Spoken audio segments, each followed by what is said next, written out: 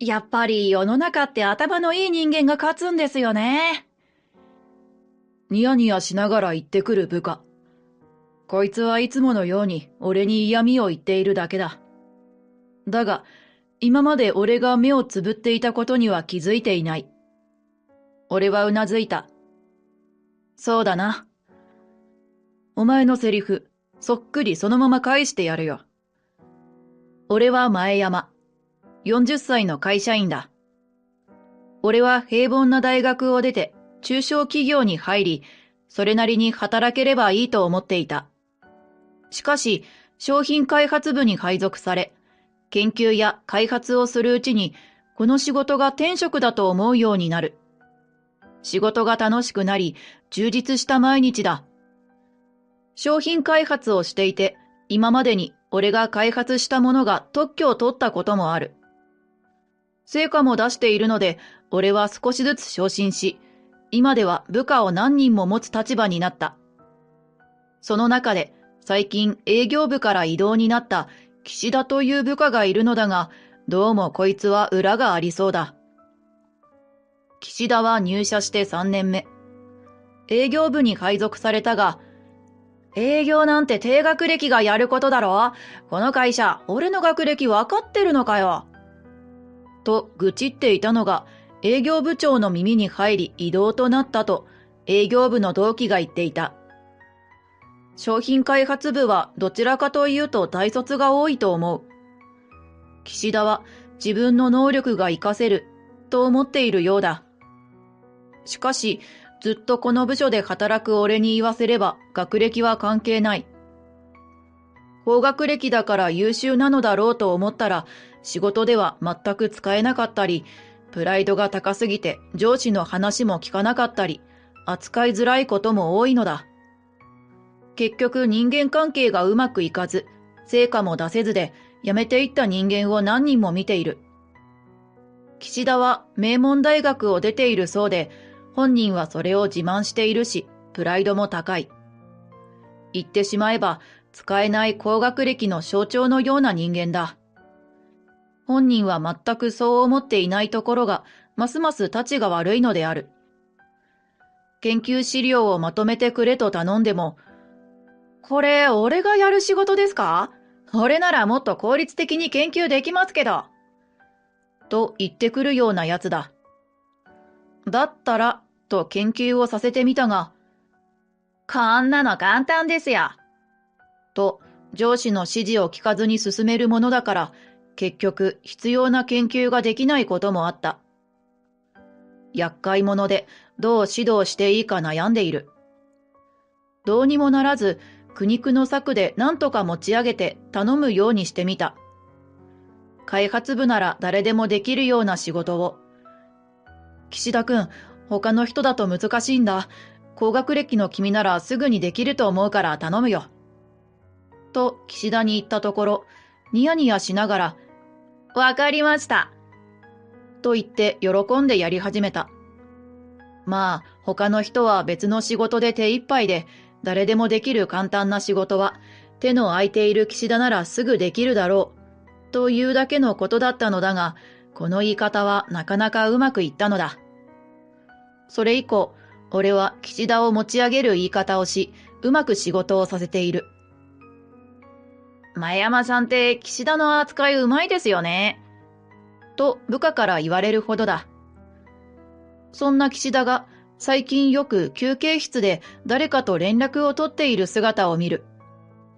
電話を切ると、そろそろこの会社ともおさらばだな。とつぶやいているのを聞いてしまった。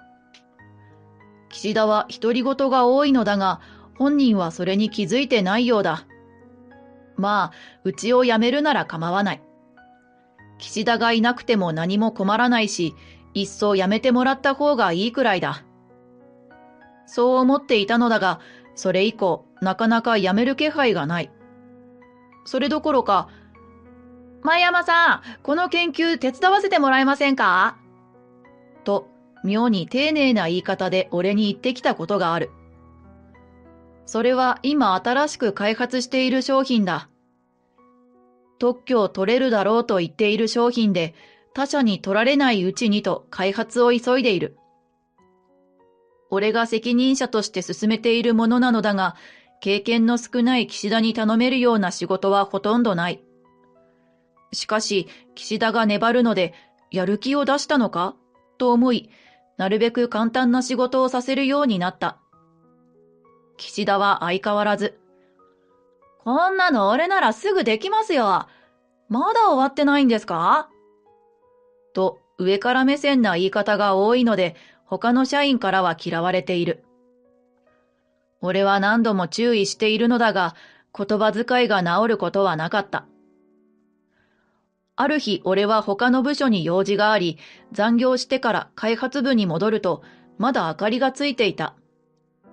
みんな帰ったはずだから消し忘れたのかと思い中に入る。すると、キャビネットを閉める音が響いた。不審に思い、音のした方へ急ぐと、慌てた様子の岸田が目に入る。岸田は俺を見るなり、帰ったんじゃなかったんですかと言ってきたので、他の部署に用事があってな。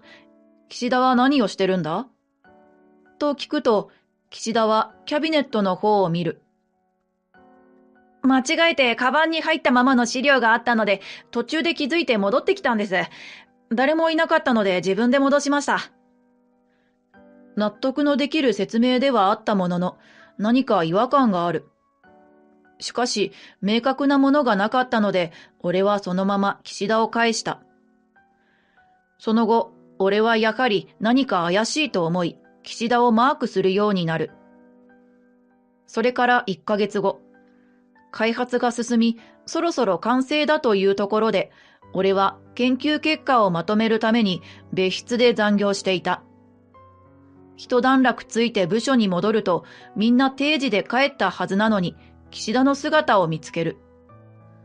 とっさに隠れて岸田が部屋を出るのを見届けようとすると、これでライバル会社で昇進確実だ。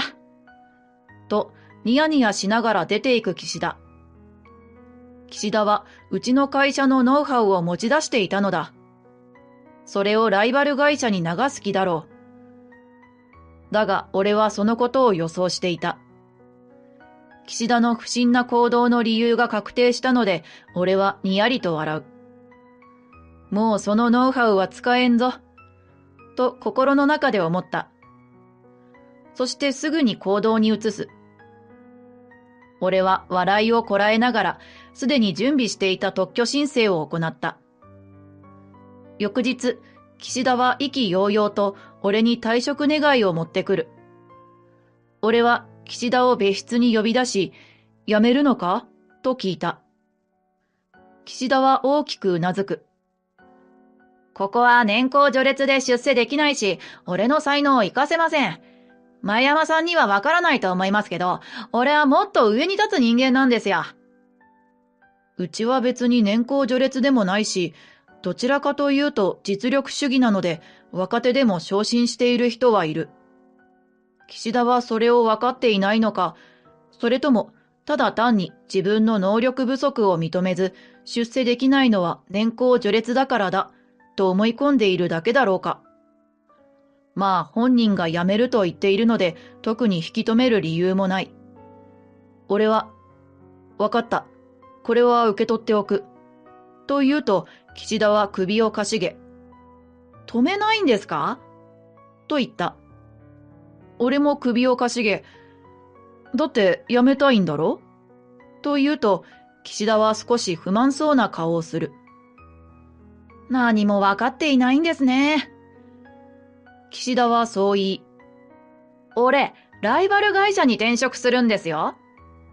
と、なぜか勝手に話し始める。向こうには大学の同期が何人かいて、すでに出世コースに乗ってるやつもいる。だったらここにいるより、俺も向こうに行った方が出世できるでしょ。同期にできて、俺にできないはずないんだから。俺はとりあえず、岸田の話を聞いた。ただ、相槌も打たなかったので、岸田の不満は募ったようだ。俺がライバル会社に行ってもいいんですね。と語気を強める。だって行きたいんだろと俺が言うと、岸田は悔しそうな顔をした。同期に頼んで、もう転職の準備も進んでるんです。ここの開発の詳細だって向こうに知られるかもしれませんよ。勢いでそこまで言ってしまったようで、岸田はハッとした顔で口を閉じた。俺はそれに気づかないふりをして、早急に退職の手続きを進めるよ。と言うと、岸田はそそくさと退出していく。岸田は1週間後に退職となった。そして岸田が退職する日、岸田はニヤニヤして俺に話しかけてきた。やっぱり世の中って頭のいい人間が勝つんですよね。というので、俺は全くその通りだと思い、そうだな、と返す。続けて岸田は何を思ったのか、送別会とかないんですか？と俺に言ってきた。岸田くん、今まで他の人の送別会に参加したことないだろう。そういうの嫌いなんだと思ってやらないことにしたんだ。新しいところでも頑張ってくれよ。と言って俺が岸田の肩を叩くと、部署にいた従業員もうなずき、お疲れ様という声が飛び交った。そこには扱いづらい人間がいなくなってよかったという安堵も含まれている。そんなことには気づかない岸田は、みんなからの声かけに感動したのか、少し涙目になりながら、お疲れ様でしたと言って退職していった。それから1ヶ月後、俺が帰ろうとすると、聞き覚えのある声に呼び止められた。振り返った先にいたのは岸田。ああ、久しぶりだね。と俺が声をかけると、岸田は眉をつり上げて迫ってくる。前山さん、特許申請するのってまだ先のはずですよね。岸田は自分の要件のみを言ってくるので何のことだかわかりづらいが、あの時開発していた商品の特許申請についてだ。俺は、当初は申請するのはまだ先だったが、思いのほか研究が早く進んだからな。それが何か？と切り返す。岸田は俺を睨みつけ。あんたのせいで俺の人生めちゃくちゃだよと言ってきた。は？さすがに俺もすっとんきょうな声が出る。岸田は、俺は新商品のアイデアがあるって言って転職の面接に挑んだんです。そこでそのアイデアに興味を持たれて入社次第開発に取り組むようになってたのに、特許侵害になるって言われて入社の話を白紙にされたんだよと言ってくる。何を言っているか分かりづらいが、つまりこうだ。それってうちの商品開発の話をライバル会社にしたってこと？しかも自分のアイデアだと偽ったってことだよな。で、転職と同時にその開発に取り掛かったら、うちが特許を申請していると分かり、特許侵害になるからと開発が中止になった。おまけに自分のアイデアではなく、うちからノウハウを持ち出したと先方に知られ、岸田くんは転職ができなかった、ということだな。岸田は苦い顔をしながらうなずく。俺は、世の中頭のいい人間が勝つんだろ？と言うと、岸田は顔を上げ、俺を睨みつけた。君は自分を高学歴だ、優秀だと常日頃言っていたが、優秀な人間が任せられる仕事だと思っていたのか？君が任されていた仕事は誰にでもできる仕事だ。つまり、優秀でも何でもない。学歴だけは良かったみたいだが、それだけだよ。今回勝ったのは誰だ？俺の方だろうな。俺がそう言うと、岸田はますます俺を睨み、俺が優秀じゃないっていうのか？と言ってきた。俺はうなずく。そもそも、うちの会社は年功序列でも何でもない。どちらかといえば実力主義だ。君が重要な仕事を任せられないのは、仕事ぶりや人間性、すべてにおいて誰からも信用されていなかったからだよ。何言ってんだよ、俺は優秀でと岸田が反論してくるが、俺はそれを遮った。それだけならまだしも、他社、しかもライバル会社にうちのノウハウを持ち込むなんて言語道断。機密情報の持ち出しは犯罪だぞ。そう言うと岸田は一気に青ざめた。学歴が高くても常識はなかったのだろうか。犯罪だという認識がなかったようだ。岸田は何とか取り繕う。いや、別に俺は機密情報を持ち出したわけでは。俺はすかさず反論する。特許を取れるだろうと開発していた商品の構造や材料、過程を機密情報じゃないというのか？すると岸田はブンブンと首を横に振り。俺は何もしてない。情報の持ち出しなんてしていませんよ。と慌てて言う。俺はため息をついた。君が不審な行動をしているのを見て調査していたんだ。君がキャビネットから取り出した書類は最重要機密だった。それをスマホのカメラで撮って持ち出したんだろ？岸田は目を泳がせて、違いますよと言い出したが証拠はある。あのキャビネットには重要な書類が入っているから常に防犯カメラで監視されてる。俺はすぐに防犯カメラを確認し、念のために証拠も保存してあるよ。最初は岸田が勉強したいだけかもしれないと見逃していたんだが、その後もやったよな。まあ、それ以降は俺が書類を差し替えていたから問題はなかったけども。俺がそう言うと、岸田は驚いた顔で、書類を差し替えたと言ってきたので、俺はうなずいた。ライバル会社に転職するとつぶやいているのを聞いて、うちのノウハウを持ち出して向こうで出世しようとしてるとすぐに分かった。何も対処しない無能な上司じゃなくて残念だったな。俺はにやりと笑う。岸田は下唇を噛み、やっぱりあんたのせいじゃないか。あんたのせいで俺の人生終わったよ。責任取れよ。と言ってきた。俺は、責任を取るのは君の方だよ。会社は機密情報を持ち出した君に損害賠償請求をするつもりだ。すでに社長にも相談している。と言うと、岸田は顔面蒼白になる。損害賠償？俺はうなずき続けた。君の転職先で似たような商品が出てきたら、損害賠償請求に踏み切るつもりだったが、どうやらライバル会社はしっかりしていたようだね。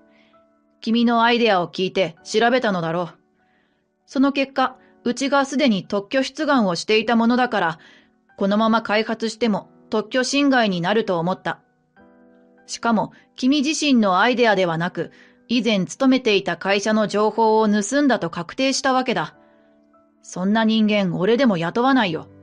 出世なんて夢のまた夢だな。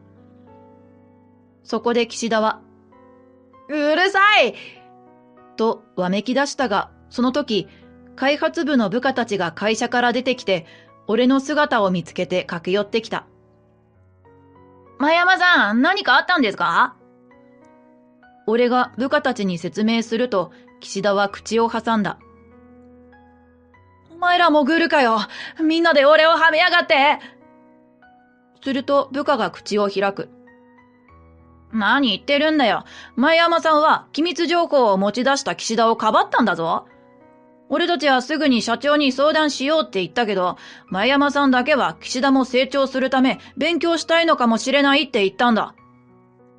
他の部下もそれに続く。だからお前は訴えられることもなく退職した。その前山さんを裏切ったのは岸田の方だろ。岸田は元同僚たちに責め立てられ、だんだんと威勢を失った。しかし、引くこともできなかったのだろう。うるさい！お前らに何がわかるんだ！そう言ったので俺は反論する。わかるわけないだろう。お前みたいに機密情報を持ち出す人間もいないし、お前みたいに自分の能力を分かっていない奴もいない。いいか？お前はただズルをしただけだ。ズルをして自分だけ出世しようと思っていただけだろ。そんな奴のこと誰もわかるわけないじゃないか。強く言うと岸田は下を向いた。うるさい。と力なく言うとその場に座り込む。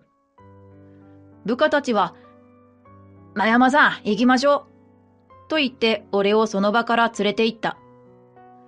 翌日、岸田が待ち伏せしていたことや、情報漏洩を本人から確認できたことなど社長に報告すると、すぐに岸田を訴えることになり、相当な額の損害賠償請求をしたようだ。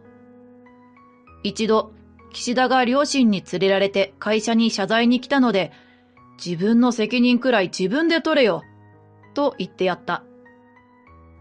ある日後輩が、コンビニで岸田がバイトしてましたよ。レジが遅いってキレられてたみたいですけど、バイト先でも優秀ぶりを発揮してほしいですよね。無能な姿は随分晒していましたけどね。と言ってきて笑ってしまった。俺たちはというと、特許申請していた商品が無事に特許を取得し、今では業界売上1位を獲得している。これが俺たちのやってきた成果だと胸を張った。俺はこれからも誇りを持って仕事をしていきたいと思う。